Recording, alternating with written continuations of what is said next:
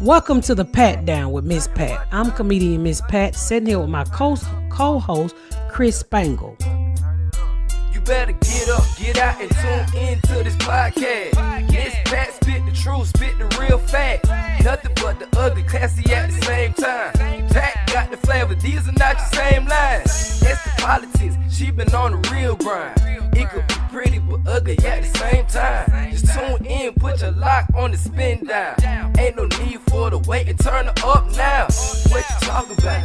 Is it real though? And cut the game, you get no play like Nintendo. You wasted time, turn it up, nothing but the ugly. Straight off the top, everything she say, you know it's funny. Full blast, this a taste of the future. Listen on your iPhone, on your desktop computer. Share it, tweet it, ain't no way to beat it. Nothing but the ugly, turn it up and gon' repeat it. Nothing but the ugly, turn it up, nothing but the ugly, turn it up and gon' repeat it. Nothing but the ugly, gon' repeat it, gon' repeat it. For you podcast people out there who don't know who the fuck I am, let me introduce myself. I'm comedian Miss Pat. I've been a comedian for over 17 years. I got into this podcast shit because I think I've done everybody podcast about in the business. At one point, they was calling me a podcast hoe, Chris. You were out there just podcast after podcast after podcast. Yes, I've done Joe Rogan, Mark Maron, Bert Kreischer, Ari Shaffir, Tom Segura. I don't know how many times. Name some more you know I'm on. Joey Diaz. Yeah. There's like a million the crab feast. But I have to tell you this, most people don't even notice about me what this shit podcast thing started from. It started with a little known white dude by the name of Eddie If. Really? Yes. I can't even think of the name of Eddie If podcast. I think it's is it the If cast? It was called something else back then. But it started with Talking If. I think there was like a double entendre on shit. Right? I don't remember, but it started with Eddie If podcast. He's a comedian. He's a comedian. He's in LA, and a friend of mine here in Indianapolis was like, Miss Pat, this guy wants you to be on a podcast, and he wants somebody who tell real life stories. And I looked at him and I said, what the fuck is a podcast? He's like, oh, you just sitting around with mics talking to people. I said, talking to who? And then he pulled up Eddie's picture. I was like, what the fuck am I going to talk to this white boy about? He's like, oh, Miss Patty would love to hear your stories. And I was like, I don't really want to do this shit. And he was like, well, go do it, Miss Pat. I think it'll really help you. And then podcasts were like really blowing up at the time. Right. They was like, oh my God, if you do this one, you could probably one day get on Joe Rogan and your life would change. I'm like, y'all, ain't no fucking podcast, no Johnny Carson, okay? Oh, how wrong you are. Oh, how wrong I fucking was. Right. I did Eddie If, and I go over to his house, and it's sitting there, all of these, young white boys in their 20s and shit, and they drinking and smoking weed, and it was the weirdest shit, because I'm a mother. Yeah. And I think one guy had his nut sacks out. Wait, what?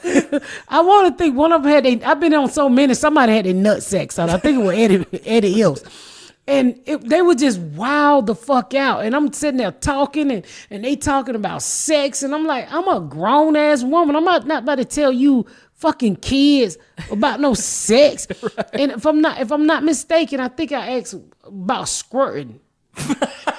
Right. Okay. You don't strike me as like an Amy Schumer who talks a lot about sex. So like squirting doesn't. I didn't even know you could squirt. Really? Okay. Yeah. I've been married a long time. It's just the same move, right, up and down, and we fall asleep. Right. So I'm like, what the fuck are you white boys talking about? And then you had to go. Then I kind of got in. I just kind of went with the flow, and I remember leaving there feeling so fucking dirty. Like I had just fucked 5 white boys and just threw them out the back door. This is some crazy shit. And so I ended up he asked me to come back on, and then somebody heard it, and everybody's like, oh my God. They just started sharing me. You got to put her on, and you got to put her on. And people just started sharing me from one podcast to another one. And I just really passing you around. They was passing me around. Thank God I got on a panty liner. And then I remember ended up meeting Ari Shaffir. That was interesting. I would imagine. Yeah, because he's Jewish, and only Jew I ever knew was Jesus Christ. So I ended up meeting him because he was being rude on social media. Oh, ain't nobody black funny. And then they was like, you must ain't never heard of this woman, Miss Pat. He was looking for somebody for his show. Make a long story short, I fly to New York to meet him, and we sat down and we sitting in the park and we talking, and I'm telling him my life stories, and we sit in this park while all these Jews walking by, and he was like, they cynical Jews, and they had these little curly fries hanging down the side of their face. And I'm like, where the fuck is your curly fry? That's my husband. Okay. Holy shit. Did I forget the baby? Yeah, you forgot him. Did you go get her? Yeah, I got him. Okay, I was doing the podcast. But see, you had to do everything. I'm sorry, y'all. I have to do every fucking thing. You can record that. I'm going to leave in. Did I forget the baby? I did. Yeah, I'm sorry, y'all. I forgot my fucking baby. I'm sitting here doing a damn podcast. I'm unfit. I don't forgot my child. I'm old. These people just keep giving me kids, and I be forgetting I got kids because I didn't have the kids out my own fucking vagina. Every time I come here, there's like another kid that I haven't met yet. Oh yeah, they gonna keep coming. It's 7 of these motherfuckers, and I'm like, Jesus Christ. And then she didn't call me to tell me if she got a baby. Right. Answer the fucking phone. This is the shit I go. That's why I don't like coming home. Because when I come home, I gotta say everybody. Got to get the grandkids. I got to get the damn. I forgot all about my damn child. I would say put it on mute, but you would forget another child. So yeah, I'm so sorry. I literally forgot my child at school. I damn near jumped up, and I took a shower and I didn't put on a bra because I said I'm gonna run up here when we finish the podcast, get the kids, and come back and get in the bed. Right. Shit me, I done left the goddamn child at school, and look at this bitch. I answered the phone. I guess she got her own kids, but let's finish. All right. So you're the Hasidics with the curly fries on their head, and you're with Ari Shafir in the park. Yeah, I was talking to Ari Shafir in the park, and I was like, at first I thought he was gonna be an asshole, because then I started to Google him after I met him. Yeah. And my son knew who he was, and he do all these racist videos where he pick up Mexican and then take them down to the place where they get deported at. See, I'm not familiar with his work. I know who he is. It was horrible. And I was like, how dare this motherfucking Jew do this to these Mexicans? He pick them up on a truck like he's going to take them to work and drop them off at ISIS. Yeah. And they all take off running. So, my son was like, oh my God, he's so funny, mama. And it just went on and on and on. And I ended up doing Bert Kreischer, which was fucking, his wife is from Georgia, so we could relate a lot. We both Georgia peaches, because they call when you're from Georgia, you're a peach. Right, yeah. And then I did Tom Segura. I don't remember the order. Then I ended up doing Joe Rogan. That was interesting. Was that like the one where I would imagine when you do some shows, like I've seen people go on Rogan and immediately like the heat behind them. Like there's a guy that I've kind of followed named Tim Pool that was just on, and now all of a sudden like his subscribers go way off the charts. Like he made Jordan Peterson. Was he the one where it kind of like you saw a big bump? Fuck yeah. I did. I got a lot of fans from Joe Rogan. I can always tell his fan they always extra muscles, meathead, right. strong, and they eat right, and they ready to choke a motherfucker out. DMT, right? Yeah. So I went on his podcast, and everybody was like, and I listened to like one of them, and I was like, what the fuck can I talk to this dude about? I listened to the episode where he was talking to some dude about space. I'm like, I can't tell you shit about space, Joe Rogan. I don't know how to fucking relate to this dude. This fucking super educated nerd dude. I can't talk to this dude. Right. And I remember telling my husband, well, I can't. This motherfucker be talking about space and health, and all I know how to do is shoot a nigga. Well, that's I think the thing about Rogan's podcast, that why so many people love it, is because he has such a broad range of people on. And he doesn't assume that he knows anything. Yeah. He just lets the person come on and talk and just ask them questions. It's a great conversation. Man, I got there and I fell in love with him. And I was like, oh my God, he was nothing like I thought he could. Cause see, when I got invited to his podcast, I Googled him, and I remember him from the show where he did Fear Factor. Fear Factor. Yeah. And then I started to Google and I realized he ruined Mansell's career by telling everybody he still jokes. Oh, okay. And I was like, this is a badass. And then I read this fake article that he choked out a tiger. I didn't. I mean, was it fake? I think it was fake. A mountain lion. And I was like, I can't relate to this dude. This motherfucker too badass for me. He's fucking healthy. I'm fat. I'm gonna be sitting there breathing on his mic all fucked up. I hope he got a fan. I'm going through menopause. It's just so much crazy shit that was going through my mind to try to keep me from going. And when I sat in that chair, he never made me feel less than the person that I thought he was gonna make me feel. I mean, he made me feel like I could relate to anything. He made me feel like I was on his level. Not Right. one time did I feel small talking to Joe Rogan. Yeah. And then I got all of these fucking subscribers, all these fucking people following me. My fucking Twitter was going out the change, and then everybody was telling Mark Maron, you should get her, Mark Maron, you should get her. And Mark Maron was never answering back. And this is how I truly believe the universe or God or however you want. And this is like what year? This is about 3 years ago. So like 2015, 2016. And like this is like Maron. This is when everybody was talking about Maron at that point. I mean, Rogan hadn't even, like Rogan's kind of at the top at this point, but like Maron, I remember when you went on Maron, it was like, holy shit, Miss Pat's getting famous. I don't know about that shit. I still shop at Walmart and do my layaways at Burlington. So I go on Mark Maron. I had never heard of Mark Maron. Right. I'm honestly, some of these comics I had never heard of. Yeah. And they was like, oh my God, he's the best interviewer in the world, and he's this and he's that. And I'm like, I don't give a fuck what he is. I never heard of him. I didn't know he had been doing comedy that long. I didn't know what to expect. I get there and I walk in and this dude got cats. And I'm like, I don't fucking like cats. Really? But his cats were well behaved. They didn't rub all up on you, try to pull your wig off your head and shit like that. He didn't have no ghetto cats. I was used to ghetto cats. Right. Who would fucking steal your pocketbooks. Right. And so he'd take your wig and piss in it. Okay. I was used to ghetto cats. The motherfucker will fight your ass. So we walked me to the back of the little garage and we talk.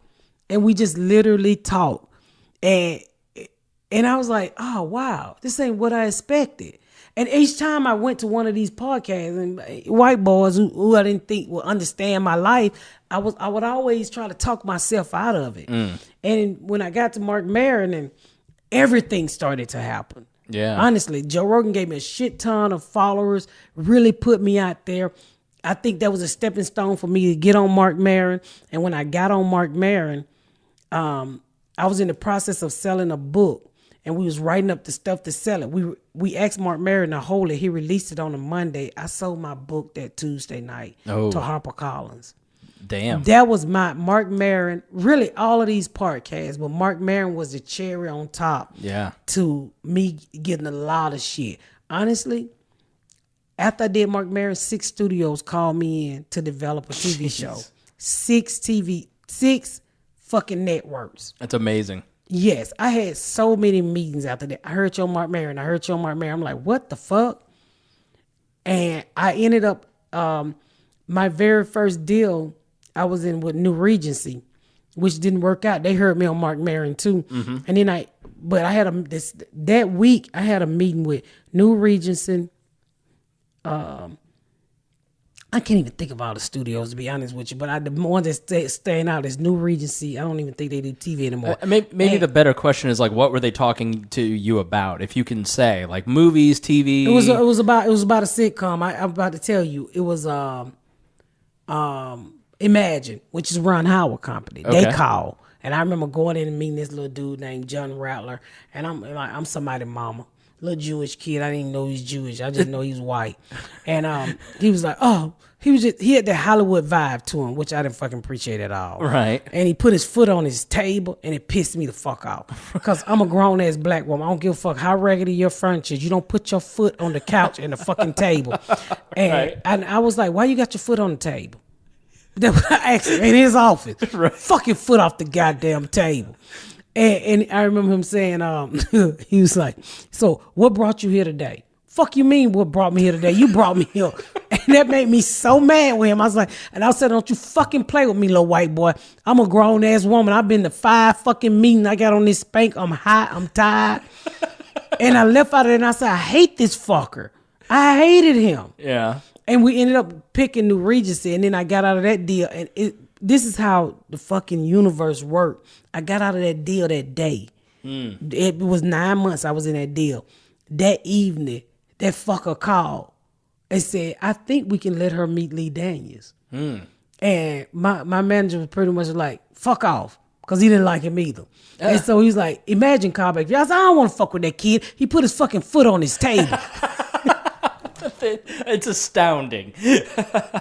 Fucking hurt my feeling. Don't put your fucking foot on no couch and no table with your fucking shoes on. My mama didn't play that shit. We had broke down furniture on fucking crates, but you did not put your feet on that shit. So he called back and Brian Grazer. If y'all don't know who Brian Grazer is, go Google him. Fucking Hollywood. Fucking did all the Eddie Murphy shit. Rush Hour. I think he did Rush Hour. Before I put that out, I better Google that. Did a whole bunch of shit with Eddie Murphy.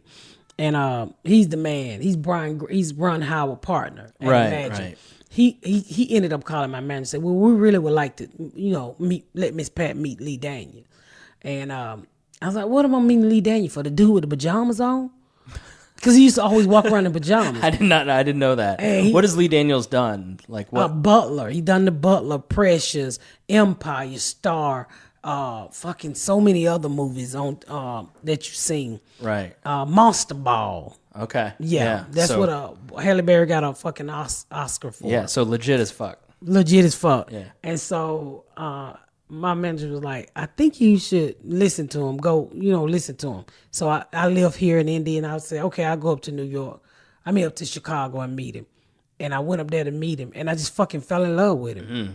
And I was like, oh my God, he's fucking real. I think he can get it. Yeah. And we sat down and talked, and I was like, this is it. Because I had also met with Gingy Cohan from Orange is New Black. I had met with a lot of people through that podcast that I released with Mark Maron. That's crazy. Yeah, she was one of them. Gingy Cohan is so fucking nice. Yeah. And so I went and met with Lee Daniel, and I ended up saying, I think we can do this. And we sat down, and here we is 3 years later. We just sold my show to Hulu. Oh, wow. Congratulations. Yeah. That's awesome. Well, thank you. So if you don't know me, you go back and listen to some of those guys' podcasts, because I think if I had to sleep with everybody, I got about 35 white babies out there somewhere. Well, I think you'd be aware of the baby. Literally that I left behind. Yeah. If I have a baby now, that motherfucker gonna have to keep it. I can't deal with no more goddamn children with these crack babies I got at this house and all these other babies I got at the house. Well, I think, in your first episode, you want to kind of introduce maybe what we're going to talk about here on the episode and where you came from, because you didn't quite have a normal life, quote unquote. No, I didn't have a normal life. Yeah, so people are going to be kind of surprised when they hear future episodes, I think. Well, I'm from, let me give you a little bit of background on me if you're not familiar with who comedian Miss Pat is. I'm from the inner city of Atlanta. I used to traffic cocaine. Well, crack. I don't know if it's trafficking. I just put it in my pocketbook and took it to my trap and cut it up. But according to the Clintons and the Bushes, that was trafficking. So, right. But me, I wasn't in traffic with it. It was in my purse or either in my underwear.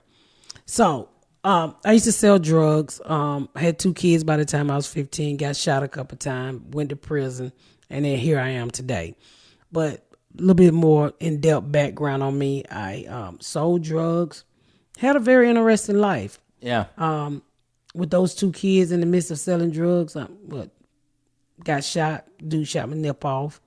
I'm so tired of telling that story. And my kid's father shot me in the back of the head because I was in a very abusive relationship. Right. And then but I'm no weak bitch, y'all. I want y'all to know that. He did shoot me in the back of the head, but I shot that motherfucker back too. He went to go get his tire changed, and I shot him in the leg with a 22, and it broke his whole leg. And I went to the hospital to pick him up, and when I got ready to pick him up, his baby mama was there. So he wouldn't get in the car with me. So I was like, dude, I shot you so I can take care of you. So he wanted to be a badass and go with the other baby mama, so I ran him and her over. I didn't hit her. I ran him over and broke his cast. and they took him back in the hospital. And so I snuck in the emergency room and I whispered in the ear. I said, I'm the one who gonna write on your cast first, bitch.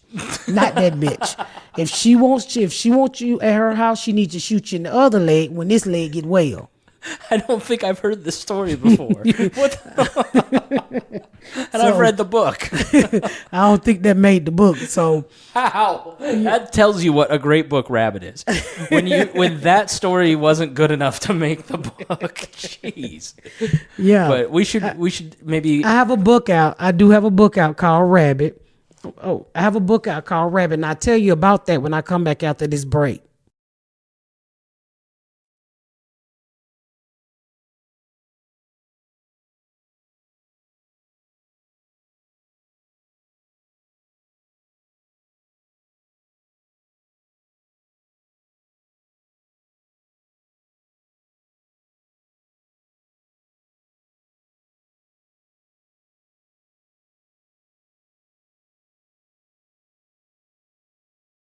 Okay, y'all, we back from this break and we're talking about my book Rabbit. Yeah. Yeah, I'm an author. It's a really great book, y'all. It's got 5 stars on Amazon. It was nominated for an NAACP Image Award. I wrote this. HarperCollins put this book out as a really great book. It's one of the best books I've ever read, and I'm not just saying that because I'm your co-host. But I've known. Don't lie to me. I've known you. Well, I wouldn't. I've known you for years, and I've heard you on Bob and Tom, and that's how we met, through Bob and Tom. And I read the book, and I went, I can't believe anybody lived through any of this. But it's funny, and just there's so many great stories in it. So I really enjoyed it. It's all 100% real, too. Yeah. I didn't make up shit. I didn't put no fluff in there. I didn't play. I wanted to tell the real deal. And it's what's crazy. When we first wrote this book, it was another version of this book. And HarperCollins like, no, bitch. People would be crying, falling in the street reading this shit. You going to have to put it like you do it on stage with some laughter with it. Right. So we took us a whole nother year and a half to rewrite the book to put some fun in it. Because I tell crazy ass stories like I'm telling now, and what you'll hear throughout all of my episodes on my podcast. I tell these crazy ass stories, but in a funny way. Because one thing I want people to realize when you listen to me, I want you to be able to laugh at any fucking thing. Yeah. That's what life. When you can laugh at it, you got control of it. Yeah. When you can't laugh at it, you don't have control of it. And that is the realest shit you gonna ever fucking hear. Yeah. You have to be able to laugh at it. That shows growth. People like, how can you laugh at being shot in the back of the head? It took me 2 years to get that bit funny. I don't tell it anymore. I said my kid's father shot me in the back of the head. It wasn't his fault. It was my fault because I ducked slow. Okay. Yeah, but it took, because people like, shot in the back of the head, you a girl. No, bitch, I was a crazy bitch back then. I'm a girl now. I'm a woman now. I was a crazy bitch. You can shoot me and I still run after your ass if I could. But that's what you get in this book. Crazy, funny stories. Even though you know that they're fucked up, you still laugh at it. And you sometimes you catch yourself. I remember doing the audio, but I was like, who the fuck life is this? I was like, holy shit, that's my life. So and that's one of the things you'll hear week after week when you tune into this podcast too, just real shit. Yeah, I think it's going to be a mix of kind of talking about the news and talking about life. Life, people, race, kids. I got fucking kids I'm sick of. Whatever happened to the ice cream man who take your kids around the block and bring them back? Okay, miss. All right. See, it's jokes. You're gonna get jokes like that make me uncomfortable, but she thinks it's funny. I think it's fucking hilarious. I told somebody once. I said, "What happened to the man who used to come out of your school with his dick hanging out, who made you run home faster?" I was like, "Pat, they lock his ass up now." That's called Catholic school. You and I met through Bob and Tom. Yeah. If you're introducing yourself, then they definitely don't know who the fuck I am. But we met through Bob and Tom, the Bob and Tom show. I work there. Bob and Tom is a syndicated show here in Indianapolis that's in a lot of fucking markets. Yeah. And I started doing that show I've been here 12 years, probably 12 years ago. 11 years ago, I started doing this show, syndicated show called the Bob and Tom Show. I would say it's a mostly It's a mainstream. Yeah, it's like a generic, broad, middle American audience. Yeah, it's Midwestis. Right. Is that a word? Midwestis? Midwestern, yeah. Western. Oh, I'm sorry. That's why I got Chris here to correct my English. Sorry. My daughter told me English was my second language. I was like, what, bitch? I'm American. So I started working there 5 years ago, and I met Miss Pat, and we've just become friends over time. And then she's like, how the fuck do I start a podcast? Because everybody kept saying, you need to start a podcast. I was like, dude, I got to put on makeup. I got to take a bath. I had to take a bath before you got here. Yeah. I was like, oh, I got to do shit I don't want to do. And everybody just kept saying, you should do one. You should do. What the fuck am I going to talk about? And I don't know. I was in L.A. Actually, this is what really made me put my foot down. I talked to you a couple of days before. And I went out to L.A. and I bumped into Joe Rogan. And he was like, Miss Pat, it's time for you to start a podcast. Yeah. So how the fuck do you say no to Joe Rogan? You can't. You can't fucking say Joe. Not only do he look like he'll choke me, I'm kidding. I'm just fucking playing. I choke his ass back. He's a nice guy. But how do you say no? He's like, you should really, start a podcast. I think your fans will love it. And I think it would also help, other things, your comedy career, other things. And we talked for fucking 3 hours. And I said, Joe, I'm going home. I got this little cute white kid that want to come to my house and fuck with me and my black family. And we're going to start a fucking podcast. And I don't know what the fuck I'm talking about.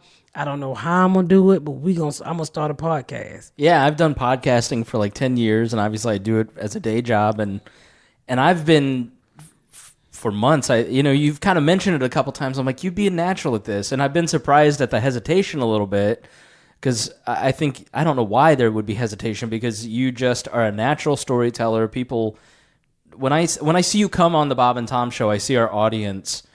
It's overwhelmingly like, oh, I love her. She's so great. Like, then you have them haters. I see them haters. Yeah, you have that. But, I tell them fuck off. You put your head out of a hole, somebody's going to try and knock you down. But so I'm excited to be a part of it. I thought I was coming over to run recording, so I'm honored to be a co-host. I think that's awesome, and I enjoy talking to you. You live now where I grew up. Yeah. And which is a very white suburban town in Indiana. Very, very white. Very white. I think it's 3. It used to be just me, the white black person. I think we got about 3 or 4 of us in the neighborhood. Well, now. we didn't even know this, but we had met years ago. I came to your house and ate at your brother graduated with my son. Yeah. And I remember you being there, but I don't remember you like that. Yeah, I just remember going, my brother has black friends. This is so progressive. And my son, when I told my son your last name, he was like, the fat white kid with the glasses? I'm just chubby now. He lost a lot of weight.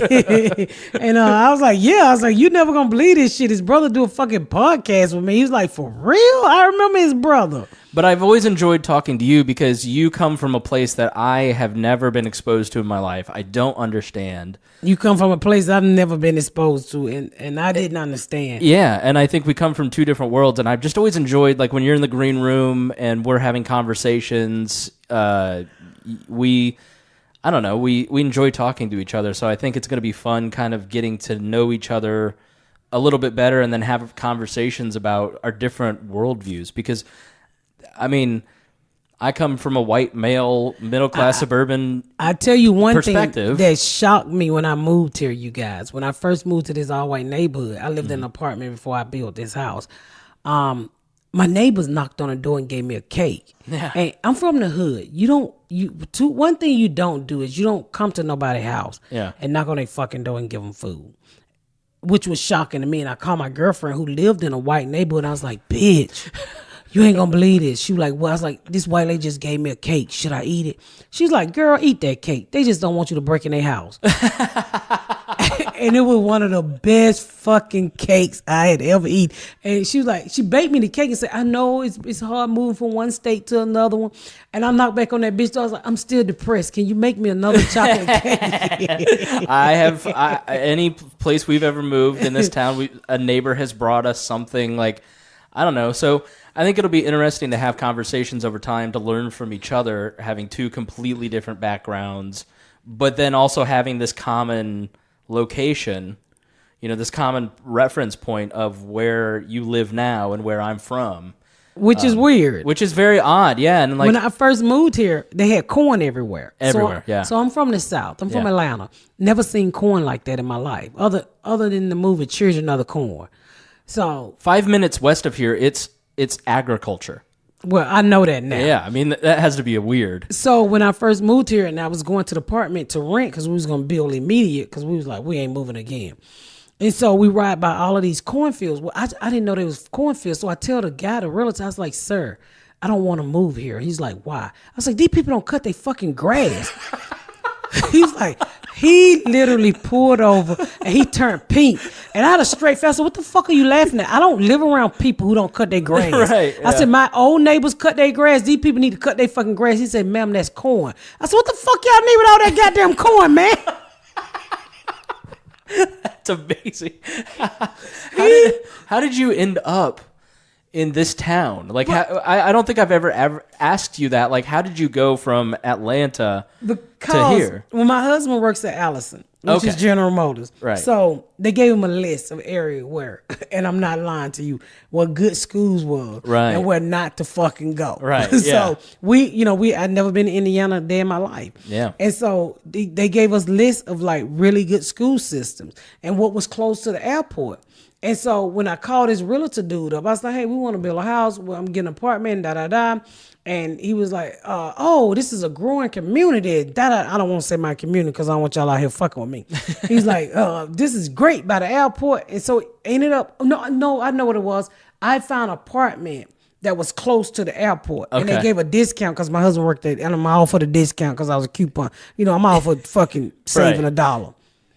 So when the realtor picked me up, he was telling me about this community. It's a building. My subdivision wasn't even here then. Yeah. All this place is growing and we getting the mall and da-da-da. And so nobody ever said it was all white.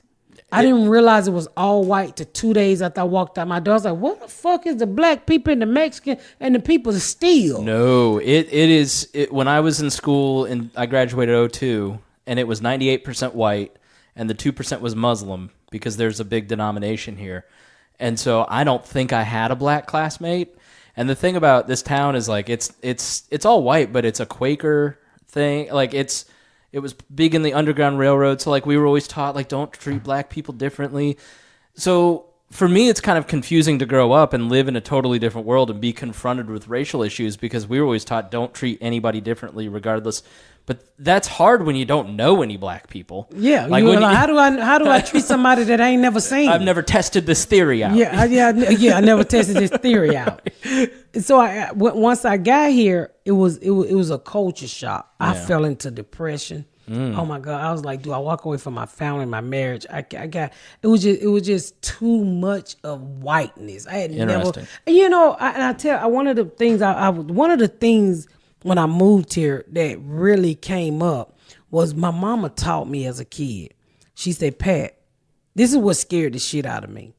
Because after I did Bob and Tom and my fan base started to turn white, which scared the shit out of me. And the reason why it scared the shit out of me, because I had never had any really dealing with white people other than the police or the caseworker. Right. So my mama taught me as a kid, she said, Pat, white people are better than you. Never look them in the eye and they're the fucking devil. So my whole life I was scared of white people. Here I am in my late 20s when I moved here. I'm sorry. I was in my early 30s when I moved here. And I was scared shitless of white people. I was so scared the first time I went on Bob and Tom's show, I was bombing. They damn near put me out. And my friend Dion texted me and said, you bombing, bitch. I was like, I know, but you had heard all these things about Bob and Tom and shit. And I was like, I don't know what to fucking do. He's like, just tell me you got shot in the titty. I was like, right. Tell these white people I got shot in the titty. He was like, fuck yeah. And that's what saved me on Bob and Tom. Yeah. But I was so fucking scared because that little bell was ringing off in my head. They're better than you. They're better than you. Never look at me now. They're a fucking devil. So I had that slave mentality, and white people probably don't even notice in black people when they look down. That comes from slavery. Never. No, it's not even a consideration. But it come from our ancestors. I think it just, you know, it to me it showed weakness, and I would always look down because I was scared of white people. I was literally scared of them from what I was taught from my mama. So when I got here, and my fan base turned white. And I told my husband one night, and I had turned it into a bit I used to do. And I said, these fucking white people scaring the shit out of me. I don't know why they my fans. How they get this shit I'm talking about. He's like, what's wrong? Well, I said, I don't know why they like me. And then I told him, I said, my mama said they better than me. Never look them in the eye and they're the devil. My husband was like, Pat, your mama is fucking stupid. Right. And that night I realized, he made me realize we all the same. And my bit was, I would point out a woman, I say the only difference between me and you is my titties is bigger than yours. Right. But it took me to move here and get into this environment to realize that we was all the same. And I think there's got to be, I have friends who live in southern Georgia or who live in Georgia, and they're in their early 20s, and their world in terms of racial, white attitudes towards race is so different than, like, I genuinely don't even understand that they could live in that environment. So I'd imagine coming to like a northern state, especially a town that was very progressive on race. Well, they said one of the things they told me was the Klansmen started around here. So, and they told me, they was like, don't go to Martinsville. Yeah, that's it. Yeah, we'll have to talk about that some other time, because that's Martinsville. There was definitely, this was a Klan state in the 20s, but the Klan in Indiana was anti-Catholic more than it was anti-black, because there weren't a lot of black people. Like my great-grandparents, when they came to Indianapolis in the 70s, a black guy got on the elevator, and my great-grandmother goes, Miles, there's a black person. Because it was like the second or third time she'd ever seen a black person in her life. Because she was from southern Indiana. It just wasn't, like for somebody who was born in 1911 in Indiana, you weren't exposed to people of different cultures. You spoke German. So I think I'm interested to talk about this more on like a future episode, just because I am curious about how your views on white people have progressed since you've been here. It's progressed a lot now. Yeah. I've been here 12 years, and I'm glad that I was exposed to white people, because my whole life I thought you was the devil. Right. And then I realized by living here in Indiana in a white community, devils come in all forms. But as a kid, I was taught you was the devil. Yeah. Before I moved here, dude, I wouldn't fuck with you like this. Yeah. You wouldn't be sitting in my motherfucking house dropping them white crumbs and roots. Well, and seeing your audience, like the Bob and Tom audience, and why they react to you, it's because we all the same. Because some people want to understand your life experience, and you explain that life experience in such a funny way. Like when I read your book, I went, holy shit, people live like this. This is real. And I know a person who lived through this and was successful, and like, I want to know more. And it's not about it's not about ranking. It's literally like, I want to know your worldview, and you're a comedian. And so I think sometimes from the other side, it's that attitude of, the white devil, whereas you're confused by it and we're going, no, we want to know more. Like, please tell us more. And you're really fucking funny. Two things I learned about white people. Evil come in all colors. Yeah. Every white person is not a white devil. Right. And you guys don't smell like dogs when you get wet. Is that yes. a myth? Okay. All right. I did not know that.